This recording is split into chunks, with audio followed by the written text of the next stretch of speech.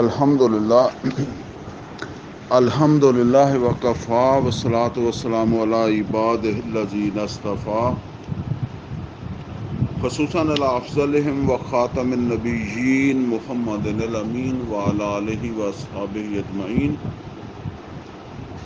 اعوذ باللہ من الشیطان الرجیم. بسم اللہ الرحمن الرحیم. قال اللہ عز وجل فی کتابہ الکریم فما اوتیتم من شیء فمتاع الحیاۃ الدنیا وما عند اللہ خیر وابقی للذین آمنوا وعلی ربہم یتوکلون والذین یجتنبون کبائر الاسم والفواحش واذا ما غضبوا هم یغفرون والذین استجابوا لربهم واقاموا الصلاة وامرهم شورى بینہم ومما رزقناهم ينفقون والذین اذا اصابهم البغی هم ينتصرون وجزاء سیئۃ سیئۃ مثلها فمن عفا واصلح فاجرہ علی اللہ انہ لا يحب الظالمین وَلَمَنِ انتصر بعد ظلمه فأولئك ما عليهم من سبيل إنما السبيل على الذين يظلمون الناس ويبغون في الأرض بغير الحق أولئك لهم عذاب أليم وَلَمَنْ صَبَرَ وَغَفَرَ إِنَّ ذَلِكَ لَمِنْ عَزْمِ الْأُمُورِ. صدق اللہ العلی العظیم. رب اشرح لی صدری ویسر لی امری واحلل عقدۃ من لسانی یفقہوا قولی. اللہم ارنا الحق حقا وارزقنا اتباعہ وارنا الباطل باطلا وارزقنا اجتنابہ. آمین یا رب العالمین. عزیز دوستو، اس وقت میں نے یہ سورہ شورى ہے جس کی آیت نمبر 36 سے لے کر جو ہے وہ آیت نمبر 43 تک جو آیات ہیں وہ پڑھی ہیں.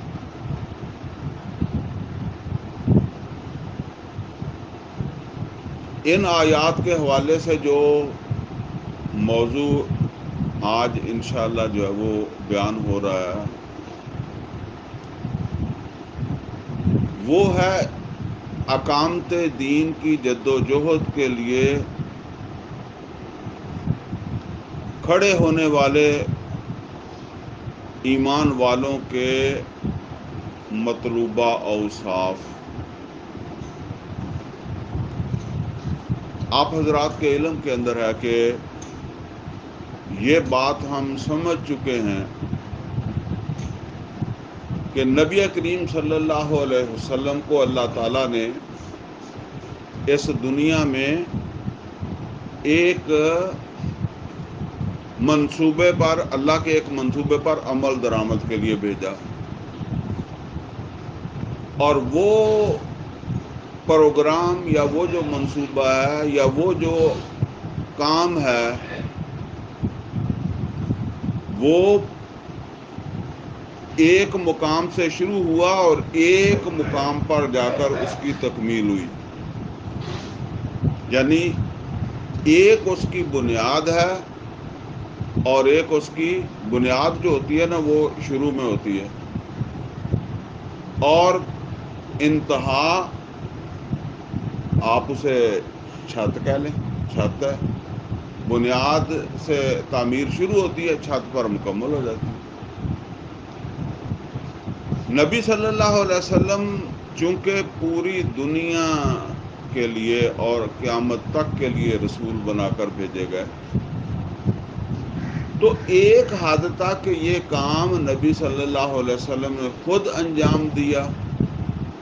عرب کی سرزمین میں اس کو چھت تک پہنچا دیا، یعنی وہ نظام بالفعل قائم کر دیا، اللہ کی حکمرانی جو ہے وہ بالفعل قائم کر دی، اور اس سے آگے کا کام جو ہے وہ امت کے سپرد جو ہے وہ کر دیا۔ یہ تفصیل سے ہم پہلے دروس میں پڑھ چکے ہیں یہ چیزیں۔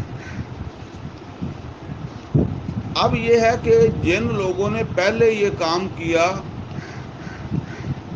ان کے اندر بھی اللہ تعالیٰ نے انہی اوصاف کا مطالبہ کیا کہ یہ خوبیاں، یہ اوصاف ان لوگوں کے لیے جو اللہ کے دین کی سربلندی کے لیے کھڑے ہونے والے ہیں، ان کے اندر یہ اوصاف ہونے چاہیے۔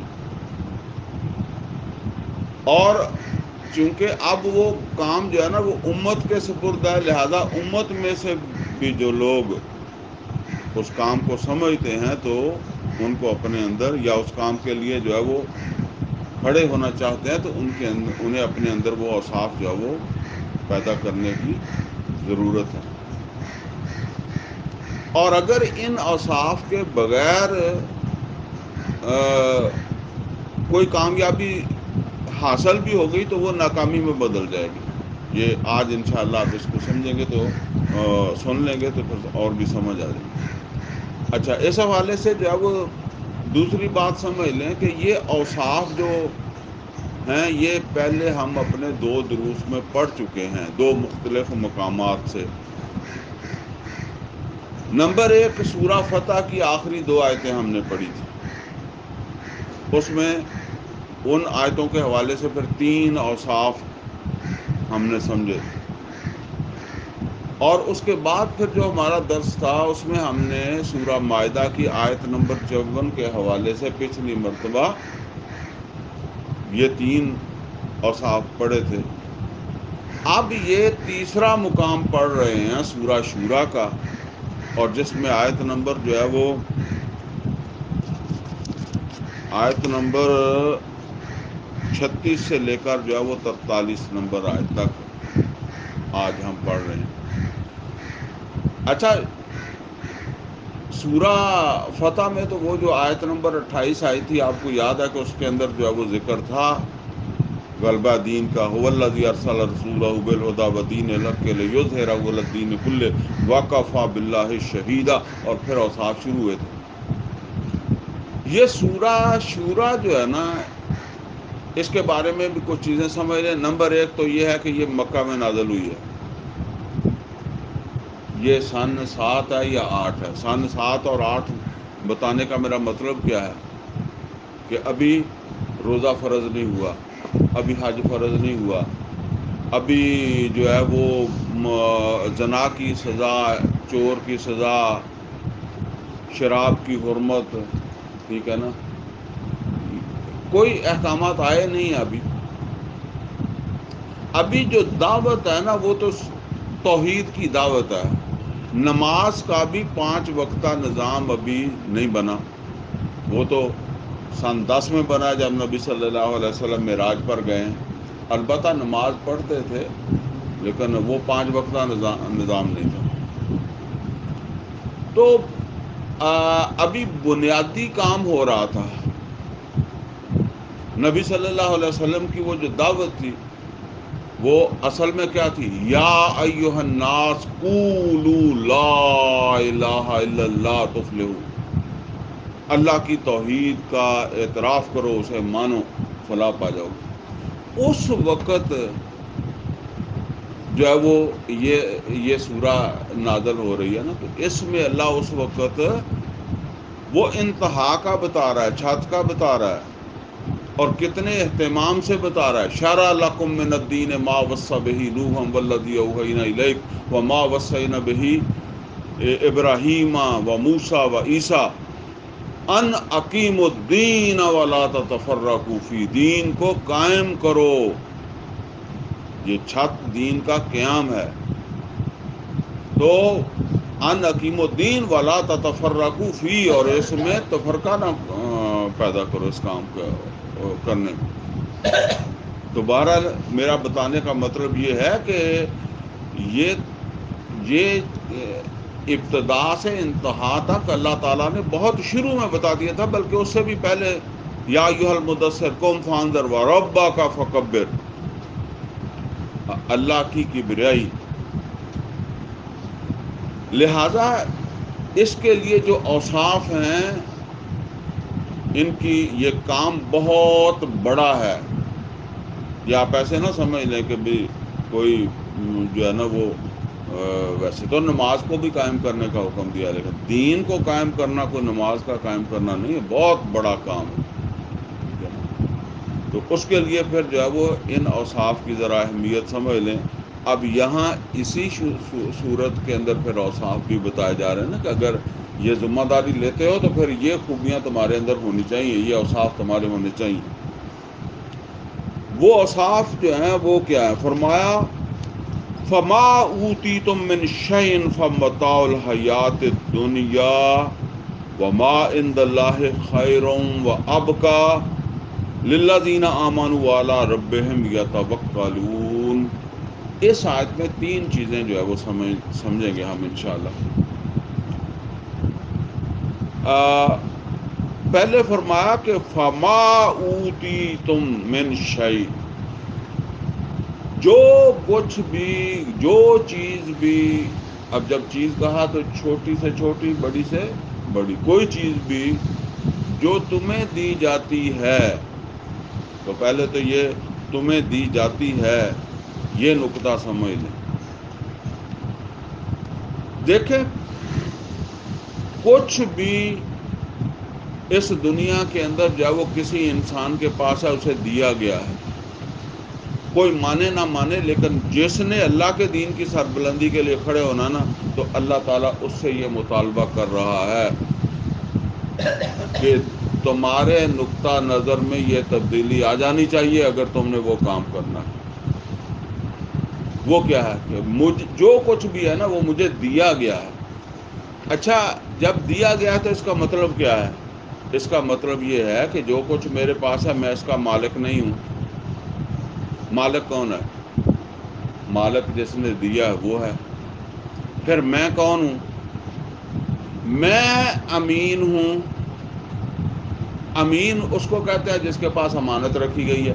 امانت کا ایک تصور تو ہمارا وہ ہے نا کہ کسی کے پاس آپ نے کوئی چیز رکھ دی اور جب آپ نے مانگی تو اسی طرح اس نے آپ کو لوٹا دی. لیکن امانت کا ایک تصور اور بھی ہے، اور وہ تصور ہے یہاں. وہ کیا ہے؟ مجھے ضرورت تھی سواری کی، میں نے آپ سے کار یا موٹر سائیکل جو ہے وہ مانگا. میں نے کہا جی مجھے ذرا شہر کے اندر کام ہے تو آپ مجھے موٹر سائیکل دے دیں. اب آپ نے مجھے موٹر سائیکل دے دیا تو یہ میرے پاس جب تک ہے کیا ہے؟ امانت ہے. اور میں نے یہ استعمال کے لیے لیا ہے، رکھنے کے لیے نہیں لیا کہ آپ کو اسی طرح واپس کروں گا، میں اسے استعمال کروں گا. لیکن میں نے یہ شہر کے اندر استعمال کے لیے لیا ہے. میں اگر اسے باہر استعمال کروں گا تو یہ خیانت ہو جائے گی. اسی طرح آپ نے پابندی لگا دی، کوئی پابندی لگا دی. بعض اوقات ایسا ہوتا ہے کہ میں آپ سے لے کر آیا، آگے میرا بھائی لے گیا، بیٹا لے گیا. آپ نے کہہ دیا جی کہ آپ موٹر سائیکل لے کر جا رہے ہیں تو آپ لے جائیں، اسے آگے کسی کو مت پکڑا دینا.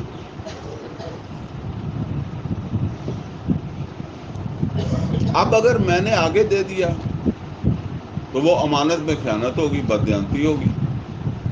امانت کا تقاضا یہ ہے کہ جیسے آپ نے کہا نا اس طرح استعمال کروں. آپ کا فون آ گیا کہ یہ میرا موٹر سائیکل جو ہے یہ فلاں صاحب کو دے دیں. میرے پاس کیا اختیار ہے کہ میں کہوں نہیں دیتا؟ وہ میرا ہے ہی نہیں. مالک نے کہہ دیا میں اسے دے دوں گا. بس یہ بات سمجھ لیں. اب نوٹ کریں کہ اس دنیا کے اندر ایک انسان کو کیا ملتا ہے؟ سب سے پہلے تو اس کا اپنا وجود ہے. میرا جسم، میری جان، یہ میری نہیں ہے، یہ اللہ کی ہے. ہاں مجھے استعمال کے لیے اس نے یہ ہاتھ دیا ہے، لیکن پابندی کے ساتھ دیا ہے کہ یہ ہاتھ تم اس ہاتھ سے ظلم نہیں کرو گے، یہ کسی ناجائز کام میں نہیں استعمال نہیں کرو گے. یہ آنکھ، اس سے دیکھو گے لیکن کیا دیکھنا ہے کیا نہیں دیکھنا یہ بتا دیا، یہ کانوں سے کیا سننا ہے کیا نہیں سننا بتا دیا، یہ پاؤں سے جو ہے وہ استعمال کرتے وقت کن کن پابندیوں کا خیال رکھنا ہے۔ تو گویا کہ یہ جو امانت ہے یہ اس کا حق تو تب ادا ہوگا اگر ان پابندیوں کو جو ہے وہ میں نے جو ہے وہ ان کا لحاظ رکھا ہے۔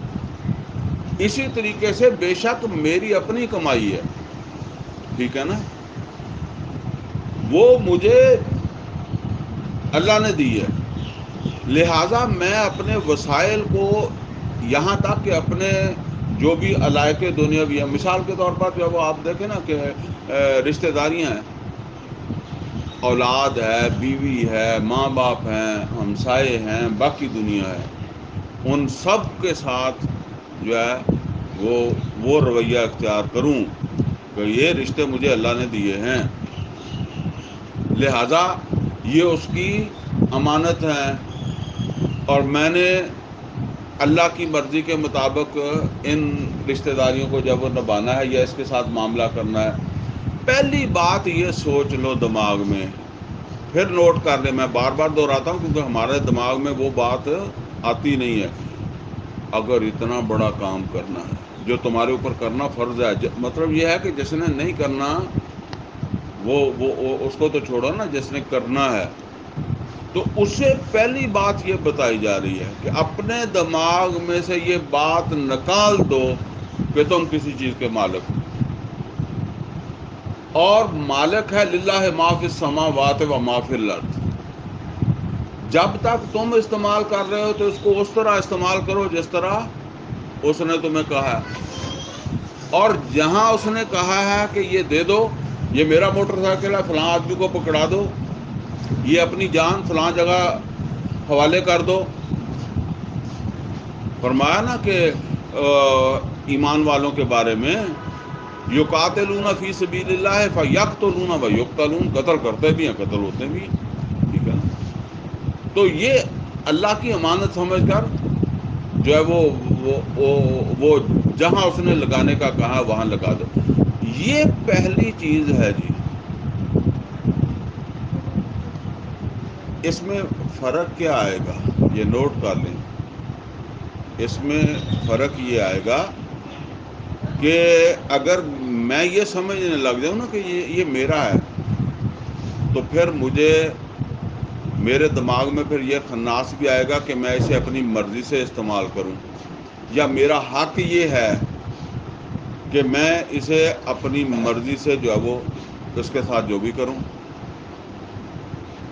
اور وہ قارون کا واقعہ قرآن کریم میں آتا ہے نا، جب اسے اس کی قوم نے کہا کہ تیرے پاس اتنی دولت ہے تو اسے کوئی اللہ کے راستے کے اوپر خرچ کر، کو اس سے جو ہے وہ آخرت کے لیے کچھ کر، تو اس نے کیا کہا، انما اوتیتہ علی علم عندی، یہ مجھے ملا ہے میرے علم کی بنیاد پر۔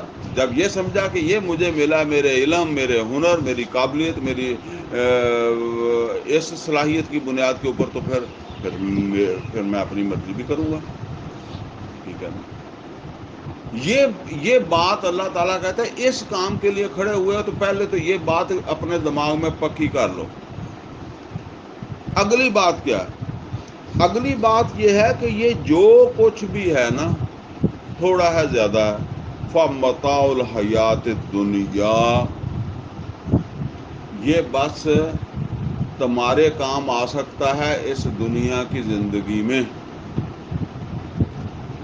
یعنی دنیا کی زندگی میں تم اسے استعمال کر لو، یہ تمہارے کام آ سکتا ہے۔ مطلب کیا ہے کہ جیسے ہی تمہارا سانس ختم ہوا یہ سب تمہارے لیے تو بیکار ہے۔ کوئی سونا چاندی گھر کے اندر کتنا ہی آپ جمع کر لیں، کوئی فرعون ہو، کوئی نمرود ہو، کوئی کتنا ہی قارون ہو، مر گیا ہے، اس کی قبر کو آپ سونے سے بھی بھر دیں تو اس کو کیا فائدہ اس کا؟ ایک آدمی جو ہے وہ اس کی سانس نکل گئی ہے، بہترین کھانا تیار کر کے اس کے پیٹ کے اوپر رکھ دو، اس کو کیا ذائقہ، اس کو پتہ ہی نہیں ہے ذائقہ کیا ہے اس کا، ٹھیک ہے نا، کوئی فائدہ نہیں۔ اولاد ہے، یہ ہاتھ ہیں، یہ کان ہے، یہ پاؤں ہیں، ان کے اوپر میرا کیا اختیار رہ جائے گا؟ سانس نکلا کوئی اختیار نہیں رہ جائے گا۔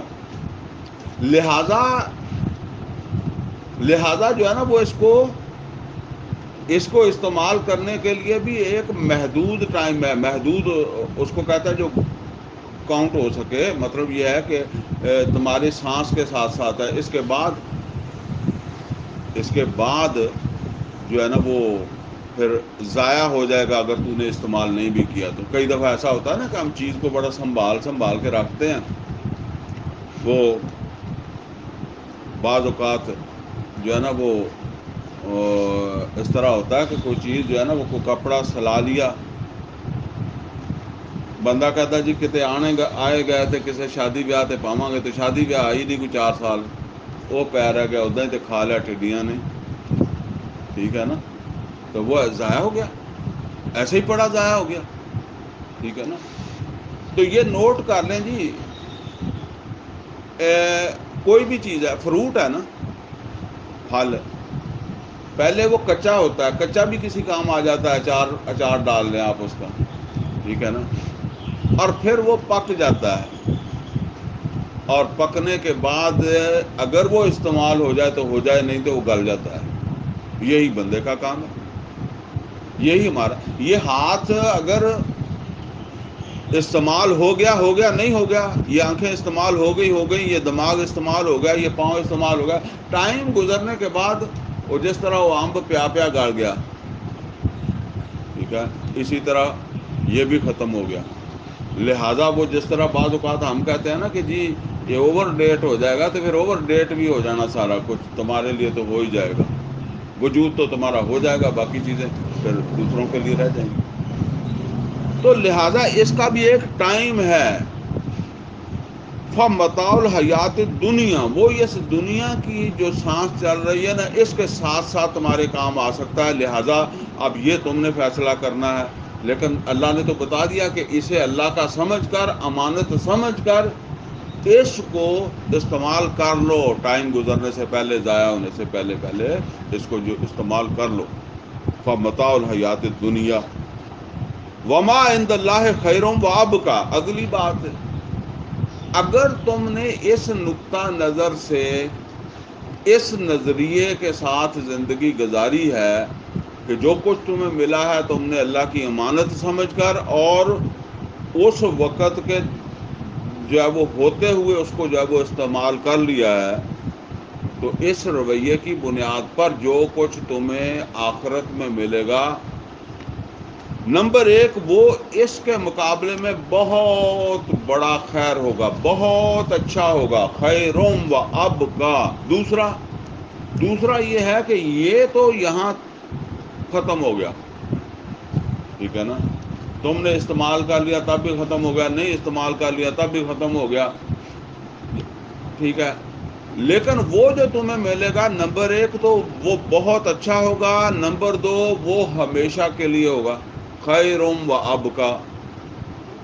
اور اسی حوالے سے جو ہے وہ پھر یہ بات بھی ہے کہ اگر تم نے اس کو امانت سمجھ کر جو ہے وہ استعمال نہیں کیا، اور اسے اللہ کی ملکیت نہیں سمجھا، جو کچھ تمہیں ملا تھا، خواہ وہ تمہاری عمر تھی، جوانی تھی، صحت تھی، کچھ بھی تھا، تو پھر اللہ کے ہاں جو ملے گا وہ بھی دائمی ہوگا، اور وہ پھر بہت بڑا شر ہوگا، وہ پھر جہنم ہوگی، آگ ہوگی، ٹھیک ہے نا۔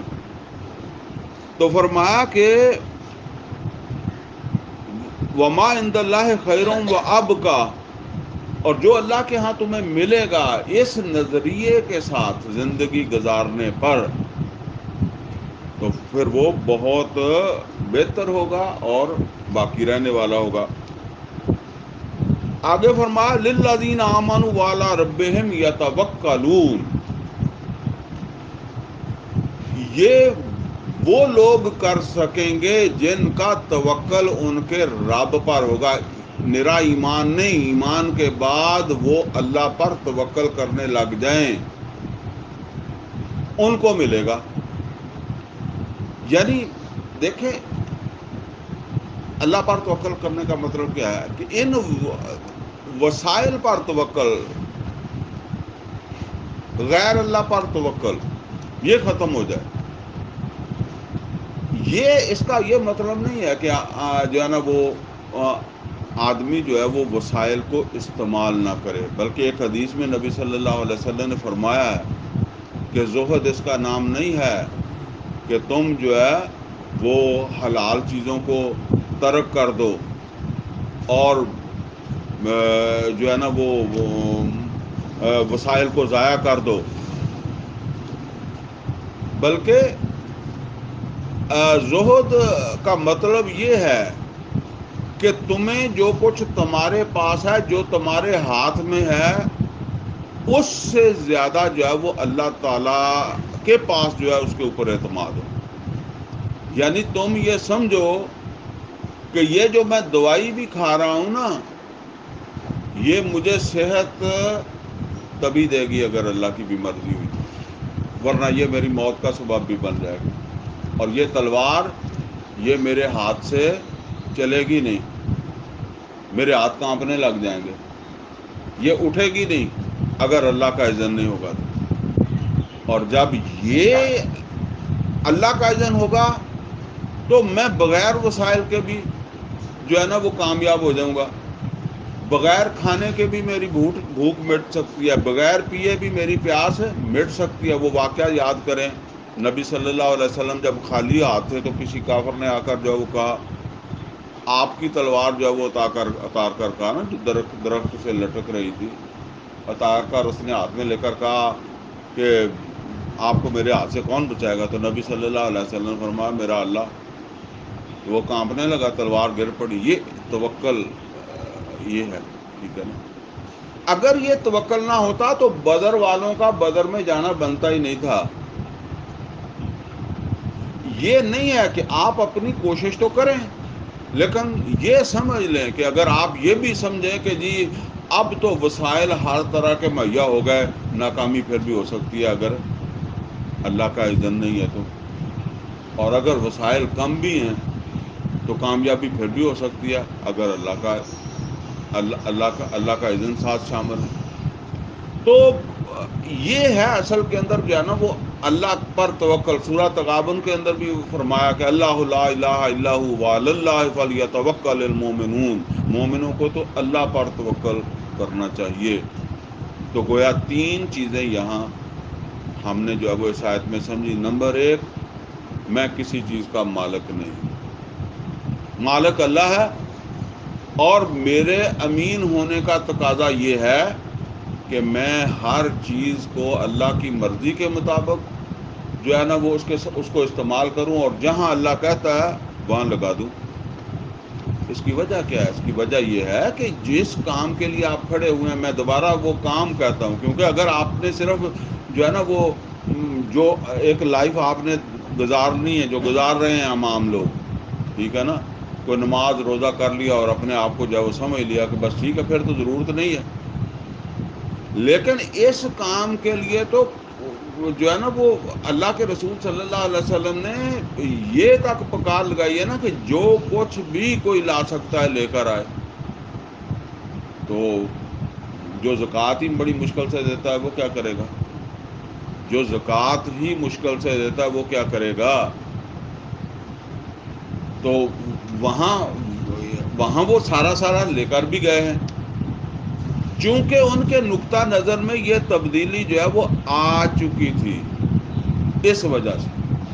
اور یہاں یہ بات نوٹ کر لیں، اگر اس تبدیلی کے بغیر کوئی فرد یا کوئی گروہ کامیاب ہو بھی جائے، اس مقام تک پہنچ بھی جائے، تو وہ جو اس وقت حکمران ہیں یا اس وقت جن کے ہاتھ میں اقتدار ہے ان سے مختلف نہیں ہوگا. وہ بے شک یہی کہتا رہا ہوگا کہ ہم یہ کام جو ہے وہ اللہ کے لیے کر رہے ہیں اور اللہ کے دین کے لیے کر رہے ہیں. یہ کبھی آپ نے دیکھا ہوگا کہ ایک آدمی ہے وہ کہتا جی بس غریباں نو کوئی پوچھتا نہیں، ٹھیک ہے، اب اس کا کاروبار چل پڑا، اسے کوئی اچھی ملازمت مل گئی، وہ بچہ پڑھ گیا، اب وہ بھی کسی کو نہیں پوچھ رہا، وہ بھی اسی طرح ظلم کر رہا ہے، کل جس کو وہ ظلم کر رہا تھا آج وہ خود کر رہا ہے۔ لہذا اس نے بے شک داڑھی رکھی ہوئی ہے، بے شک نماز پڑھتا ہے، بے شک بڑی باتیں کرتا ہے، تقریریں کرتا ہے، اگر اس کو وہ مقام مل گیا، اس جماعت کو مل گیا یا ان کو مل گیا، تو یہ بھی وہی کریں گے بس۔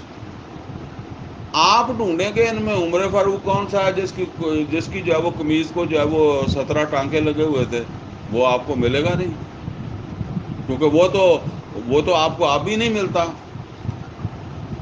جو بھی آپ ان کو ایک طرف کر دیں جن کو اس کام کی فکر نہیں، جن کا دعویٰ ہے کہ ہم اللہ کے لیے کر رہے ہیں، اللہ کے دین کی سربلندی کے لیے کر رہے ہیں، ان میں تو عمر نظر آنا چاہیے نا،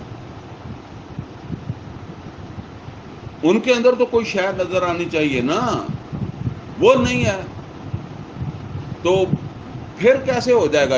دیکھیں جتنا جتنا آپ کا ہاتھ جو ہے نا وہ بڑی جگہ پہ پڑتا ہے نا، اتنا اتنا پھر وہ کھل جاتا ہے۔ اور یہ ایسے نہیں، اللہ تعالیٰ نے قرآن کریم میں فرمایا، سورہ توبہ کے اندر جو ہے وہ فرمایا، یا ایھا الذین آمنوا، اے ایمان والو، ان من الاحبار والرہبان لیاکلون اموال الناس بالباطل ویصدون عن سبیل اللہ، وہ بھی مال کھانے لگ جاتے ہیں، ان کو اس لیے کہ وہ نقطہ نظر میں وہ تبدیلی آئی ہی نہیں ہے، لہذا یہ اس کی اہمیت ہے۔ اچھا، جب یہ نقطہ نظر کی تبدیلی آ جائے گی تو ایسا آدمی اگر اس مقام کے اوپر پہنچتا ہے نا، تو پھر وہ پھر اس اقتدار کو، اس طاقت کو، اس اپنی حیثیت کو کیا سمجھے گا؟ وہ اس کو جو ہے وہ امانت سمجھے گا، اور اس کے نزدیک اس کی کوئی اہمیت نہیں ہے سوائے ایک ذمہ داری کے، ایک ڈیوٹی کے۔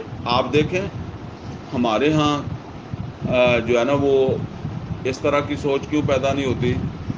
عمر فاروق رضی اللہ تعالیٰ عنہ، جب آپ کا آخری وقت آیا تو آپ نے یہ چاہا کہ کوئی میرے بعد جو ہے وہ پھر انتظام ہو جائے، تو مشورہ دیا گیا عمر فاروق رضی اللہ تعالیٰ عنہ کو کہ آپ اپنے بیٹے کو بنا دیں اپنے بعد خلیفہ۔ عمر فاروق رضی اللہ تعالیٰ عنہ فرمانے لگے کہ اگر یہ اعزاز ہے تو پھر یہ سارے مسلمانوں کو ملنا چاہیے، صرف ہمیں تو نہیں ملنا چاہیے کہ میرے بعد میرا بیٹا۔ اور اگر یہ امتحان ہے تو ایک قبیلے کے آدمی نے دے دیا، اب دوسرے مسلمانوں کے جو قبیلے ہیں نا وہ بھی دیں امتحان، یعنی اگر یہ خلافت جو ہے یہ امتحان ہے تو پھر ساڈا ہی تو نہیں ہونا چاہیے، باقیوں کا بھی ہونا چاہیے۔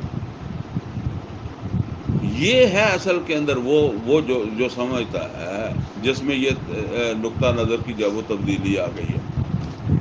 تو فرمایا کہ اگلی آیت میں فرمایا والذین یجتنبون کبائر الاسم والفواحش واذا ما غضبوا هم یغفرون، یہ دوسری آیت میں بھی بڑی اہم ہے۔ فرمایا یہ وہ لوگ ہیں جو بڑے بڑے گناہوں سے بچتے ہیں۔ اچھا، یہ بڑے بڑا گناہوں سے بچنے کا مطلب کیا؟ یہ اور بھی جگہ مضمون آیا، ایک غالباً یہ سورہ مائدہ میں، مجھے ایگزیکٹ یاد نہیں ہے، والذین یجتنبون کبائر الاسم والفواحش الا اللمم، یہ بڑے بڑے گناہوں سے بچنے کی اور کرنا اللہ کے دین کی سربلندی کا کام ہے، اور اللہ کہتا ہے بڑے بڑے گناہوں سے بچ جاؤ۔ ہمارا تصور کیا ہے؟ وہ تو سارے تو بچیا ہوئے، چھوٹے تو کیوں نہیں بچتا؟ یہ بات سمجھ لیں جی، چھوٹے گناہ جو ہے نا، یہ گناہ ویسے ایسی چیز ہے، ایک نبی صلی اللہ علیہ وسلم نے فرمایا کل بنی آدم خطاؤن و خیر الخطائین التوابون، آدم کی ساری اولاد خطا کار ہے اور بہترین خطا کار ہے وہ ہیں جو توبہ کر لیتے ہیں۔ اور بعض خطائیں ایسی ہوتی ہیں جو ہم شعوراً کرتے ہیں، بعض ہمیں پتہ نہیں چلتا. اذنب تو ہوا آمدن او خطان، ہمیں پتہ نہیں چلتا. تو یہ سمجھ لے، اگر کوئی آدمی یہ سمجھتا ہے نا کہ کوئی ایسی منزل مجھے مل جائے گی کہ میرے اندر 100% میری اصلاح ہو جائے گی، تو یہ تو پھر موت ہی ہے. موت آئے گی، ایسا وقت نہیں آئے گا. ٹھیک ہے، اس لیے کہ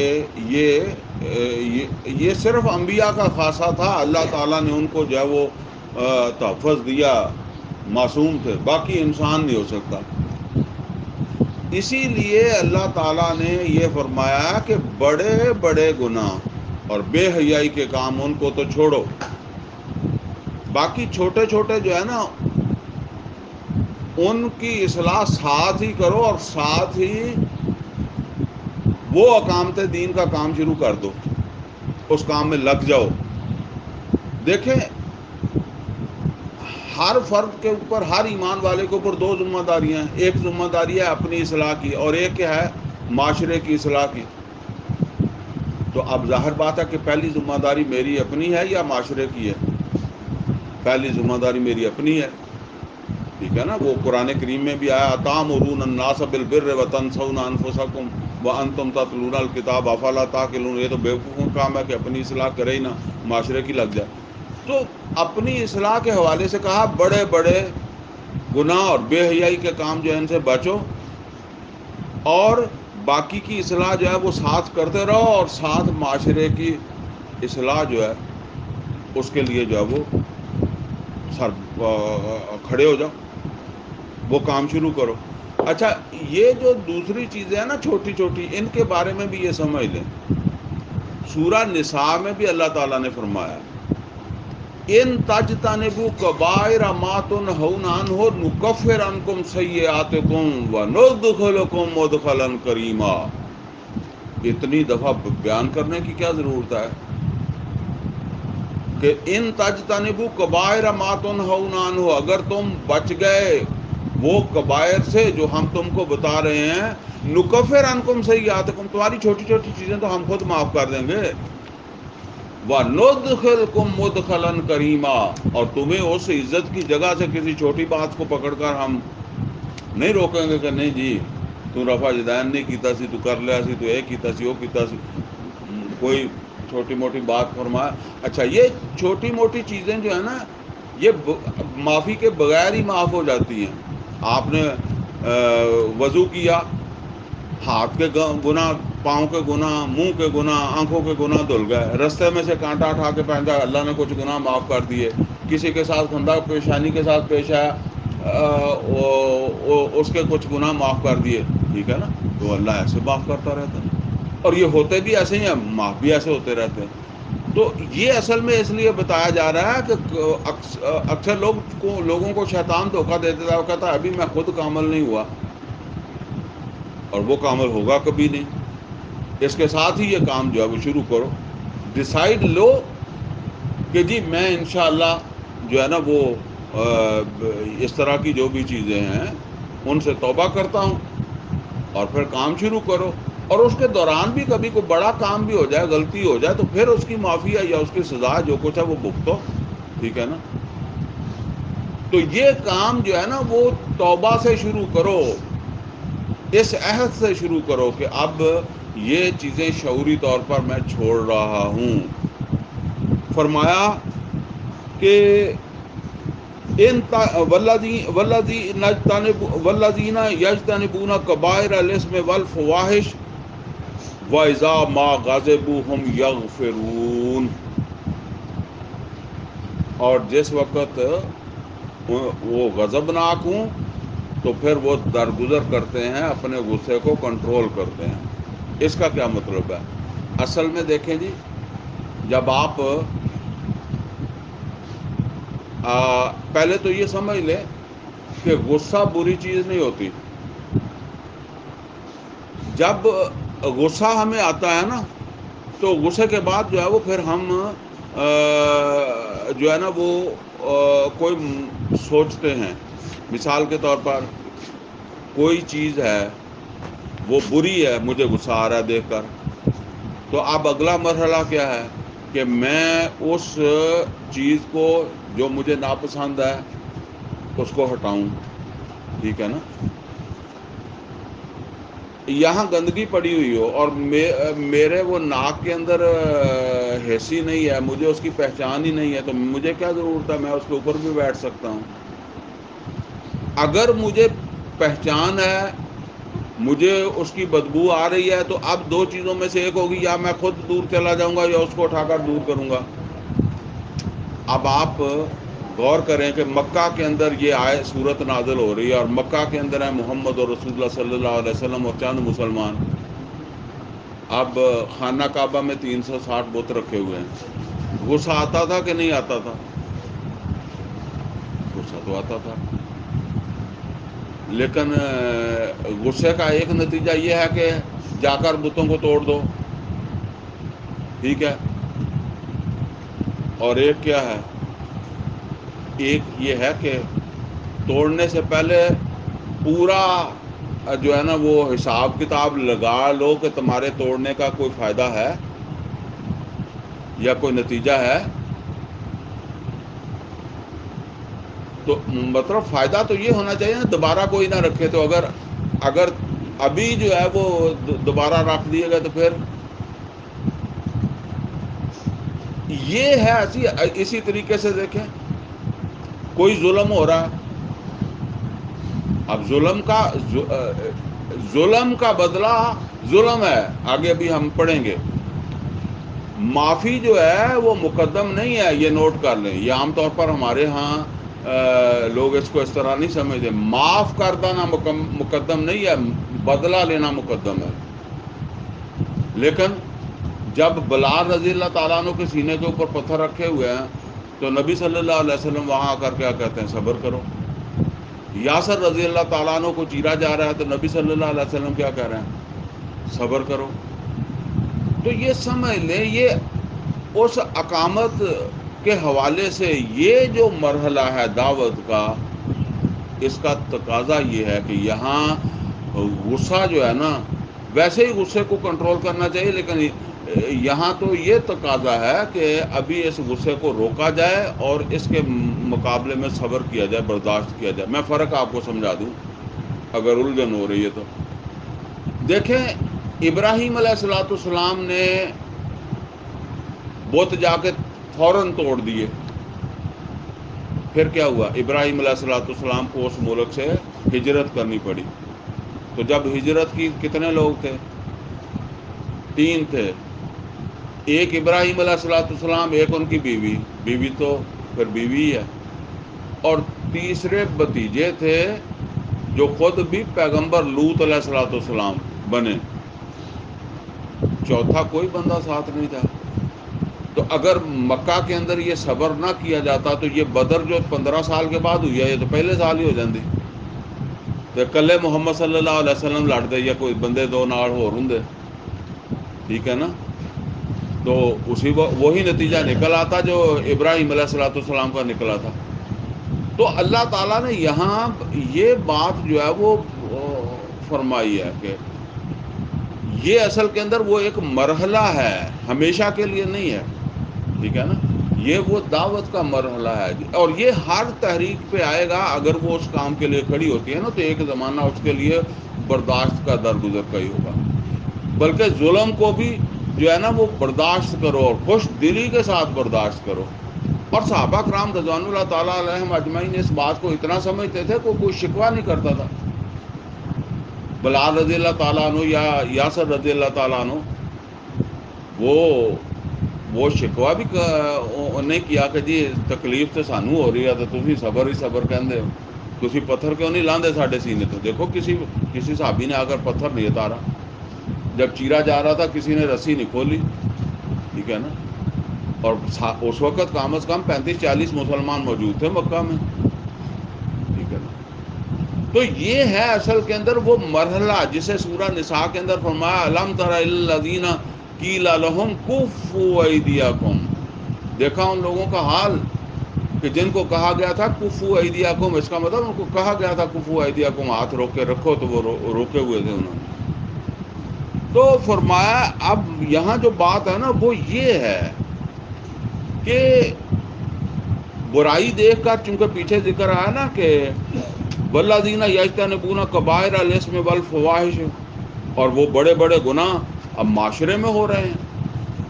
اپنے معاشرے میں ذرا دیکھیں، سود چل رہا ہے کہ نہیں چل رہا، بے حیائی چل رہی ہے کہ نہیں چل رہی.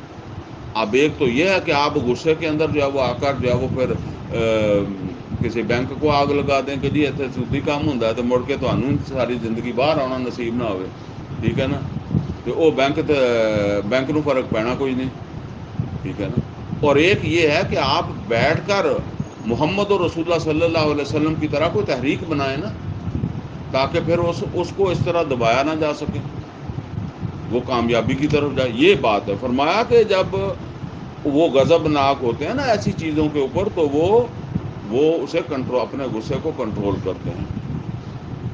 اب آگے فرمایا والذین استجابوا لربهم واقاموا الصلاۃ وامرهم شورى بینہم ومما رزقناہم ينفقون. یہاں 4 چیزیں بیان فرمائی ہیں. پہلی یہ فرمایا یہ لوگ جو ہیں یہ اپنے رب کی پکار پر فوراً لبیک کہتے ہیں، فوراً حاضر ہوتے ہیں. یہ واپس نہیں جاتے. وہ جو احد سے واپس چلے گئے تھے، وہ جو تبوک میں گئے نہیں تھے، یہ ان میں سے نہیں ہوتے، یہ حاضر ہوتے ہیں. والذین استجابوا لربہم، یہ لبیک کہتے ہیں. پیچھے وہ اللہ کی پکار آ گئی ہے نا، اقیم الدین، دین کو قائم کرو، یہ اس کے لیے لبیک کہنے والے ہیں. واقاموا الصلاۃ، اور نماز کو قائم کرنے والے. اب دیکھیں، نماز بنیاد ہے اور اقامت دین وہ پھر انتہا ہے. یہ ایسے ہے نا جیسے آپ وہ کہتے ہیں جی حاصل پور سے لاہور. ٹھیک ہے نا، یعنی یہ ابتدا ہے، وہ جو ہے وہ انتہا ہے. تو اسی طرح یہ ہے کہ وہ نمازوں پر ہی نہیں رہتے، نمازوں سے تو شروع ہوتے ہیں. وَأَمْرُهُمْ شُورَى بَيْنَهُمْ، اور ان کا یہ سارا سلسلہ جو ہے، یہ سارا کام، یہ سارا سفر یہ بامی مشاورت سے چلتا ہے. نبی صلی اللہ علیہ وسلم کو تو مشاورت کی ضرورت ویسے نہیں تھی، کیونکہ آپ کو اللہ کی طرف سے وحی بھی آتی تھی، لیکن پھر بھی آپ مشاورت کرتے تھے. لیکن اب آپ کے بعد تو جو ہے نا وہ ظاہر بات ہے کہ وہ کوئی پیغمبر نہیں اور کسی پر وحی نہیں آتی، اور مشاورت سے یہ کام چلتے ہیں. اب اگلی بات آ گئی وَمِمَّا رَزَقْنَاهُمْ يُنْفِقُونَ، اور اس مقصد کے لیے جو کچھ بھی ہم نے دیا سارے کا سارا بھی لگا دیتے ہیں، اس میں بھی انہیں دریغ نہیں ہے. وَالَّذِينَ إِذَا أَصَابَهُمُ الْبَغْيُ هُمْ يَنْتَصِرُونَ، اور یہ وہ لوگ ہیں کہ جب ان کے اوپر جو ہے وہ کوئی سرکشی کرے تو یہ بدلہ لیتے ہیں. میں نے بتایا تھا نا کہ بدلہ جو ہے وہ مقدم ہے، معاف کرنا مقدم نہیں ہے. کوئی کسی کو مجبور نہیں کر سکتا کہ جی آپ معاف کریں. وہ بدلہ لینا چاہے تو اس کا حق ہے کہ وہ بدلہ لے. ٹھیک ہے نا. معاف کرنا جو ہے نا یہ اس کو ایک اختیار دیا ہے، چاہے تو کر دے چاہے نہ کرے. آگے یہ آ رہی ہے بات. فرمایا کہ وہ بدلہ لیتے ہیں، ظلم کا بدلہ لیتے ہیں. جزاء سیئۃ سیئۃ مثلھا، اور برائی کا بدلہ جو ہے وہ اس جیسی برائی کرنے اس کے ساتھ کرنے سے ہی جو ہے وہ پورا ہوگا نا. اسی جیسا سلوک اس کے ساتھ جو ہے وہ کیا جائے تو وہ پورا ہوتا ہے. اب اگلی بات ہے، اور اگلی بات جو ہے وہ کیا ہے؟ وہ یہ ہے کہ اگر اچھا اس میں بھی سمجھ لیں، ہر بات میں تو معافی نہیں ہوتی نا. کسی آدمی نے شراب پیا تو اس کو کیا معافی ہوگی؟ کسی نے زنا کیا اس کو کیا معافی ہوگی؟ زنا کی تو کوئی معافی نہیں ہے. معافی یہ ہے کہ جب کسی فرد کے ساتھ کچھ چیزیں کر لی ہیں. ٹھیک ہے نا. مثال کے طور پر میرا کسی نے جو ہے وہ آنکھ ضائع کر دی تو میں اسے معاف کر سکتا ہوں. کسی نے میرا دانت توڑ دیا ہے، کسی نے مجھے قتل کر دیا تو میرے وارث درگزر کر سکتے ہیں، معاف بھی کر سکتے ہیں. ٹھیک ہے نا. تو اس میں بھی اللہ تعالیٰ نے ایک بات بتائی ہے وہ بات کیا بتائی ہے کہ معاف تب کرو جب تمہیں یہ محسوس ہو کہ یہ اس کی اصلاح ہو جائے گی. کیونکہ بعض اوقات ایسا ہی ہوتا ہے کہ بندہ جو ہے نا وہ کوئی عادی مجرم بھی نہیں ہوتا، اور اس نے جو ہے وہ کوئی کر تو دیا ہے کام، ایسا زیادتی اس نے کوئی کر دی ہے، لیکن جو ہے نا وہ کوئی عادی مجرم بھی نہیں ہے اور معافی بھی مانگ رہا ہے، سب کچھ ہے. تو اگر اس میں آپ معاف کر دیں تو اس کا اللہ تعالیٰ کے یہاں جو ہے وہ بڑا اجر ہے. تو فرمایا فمن عفا و اصلح، تو جس نے بھی معاف کیا اور اصلاح کی، یعنی یہ معافی ہو اصلاح کے لیے، لیکن اگر ایسی تمہیں امید ہے، توقع ہے کہ یہ تو کسی اور نو بھی مارے گا، کسی اور دی آنکھ کٹے گا، تو پھر انہوں معافی نہیں دیو. فَأَجْرُهُ عَلَى اللَّهِ، تو اللہ کے پاس ہے اس کا اجر. إِنَّهُ لَا يُحِبُّ الظَّالِمِينَ. اب پھر بتا دیا کہ اللہ کو ظالموں سے کوئی محبت نہیں ہے. یہ تمہیں اختیار دیا ہے کہ اگر اصلاح دیکھو تو پھر بھی تمہارے اوپر ہی ہے کہ تم معاف کرو. یعنی اگر تم نہیں معاف کرو، تم کو جی بے شک وہ کہتا ہے کہ اصلاح ہو جائے، باقی سارا محلہ کہے کہ جی یہ بندہ ٹھیک ہو جائے گا، لیکن تم نہ کرو معاف، نہیں تمہارا حق ہے. والا من انتصر بعد ظلمه، اور جس نے بھی ظلم کے بعد بدلہ لیا، فاولئک ما علیہم من سبیل، تو ان کے اوپر کوئی الزام نہیں ہے، کوئی ملامت نہیں ہے کہ کوئی کہے جی تم بدلہ کیوں لیا، تم معاف کیوں نہیں کیتا. اب اللہ تعالیٰ فرما رہا ہے کہ الزام دینا ہے، ملامت کرنا ہے تو کس کو کرو. انما السبیل علی الذین یظلمون الناس، اللہ تعالیٰ تمہیں رستہ دکھاتا ہے ملامت کا. کن کی طرف؟ الذین یظلمون الناس، جو لوگوں پر ظلم کرتے ہیں. ظالموں کو ملامت کرو، ظالموں کے خلاف کھڑے ہو جاؤ. تو اب ذرا غور کریں کہ اس وقت جو بھی نظام ہے جس میں ہم زندگی گزار رہے ہیں، تو یہ تو ظالمانہ نظام ہے نا. اس سے اب یہ سارے انسانوں کو جو ہے وہ آپ یوں سمجھ لیں نا کہ وہ متاثر کر رہا ہے نا. کسی ایک فرد کا معاملہ تو نہیں ہے، پوری قوم کو متاثر کر رہا ہے. تو فرمایا انما السبیل علی الذین یظلمون الناس، اللہ کہتا ہے کہ اپنا غصہ اس طرف لے جاؤ جو لوگوں پر ظلم کرتے ہیں. مظلوموں کی طرف غصہ نہ کرو، ادھر غصہ لے کر جاؤ اور اس ظالموں کو ہٹاؤ، ظالموں کو جو ہے وہ روکو، ان کا رستہ روکو.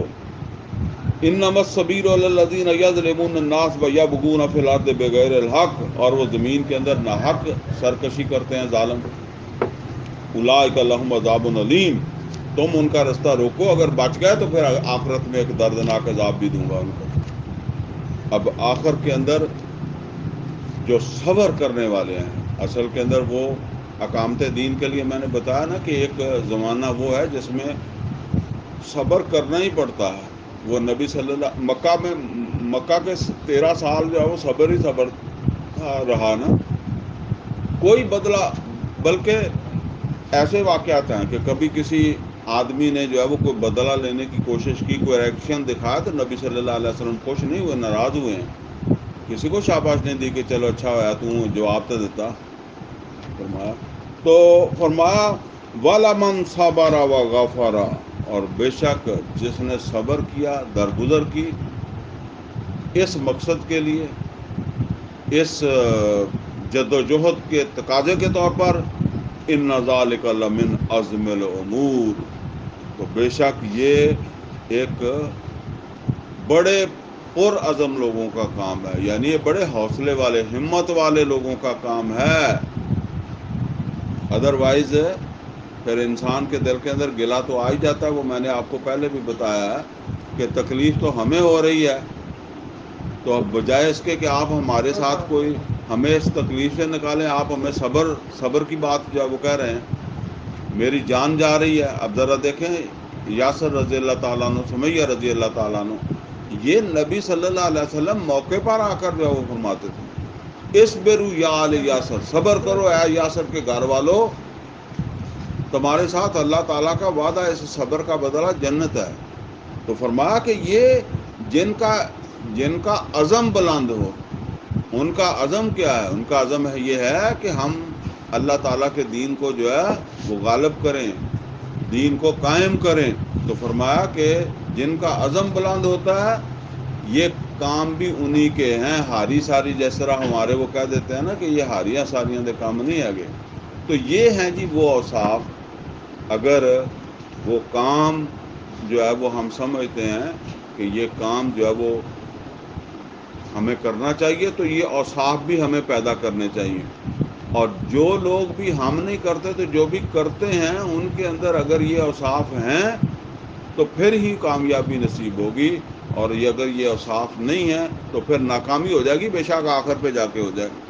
اقول قولی ھذا واستغفرہ لی ولکم ولسائر المسلمین والمسلمات۔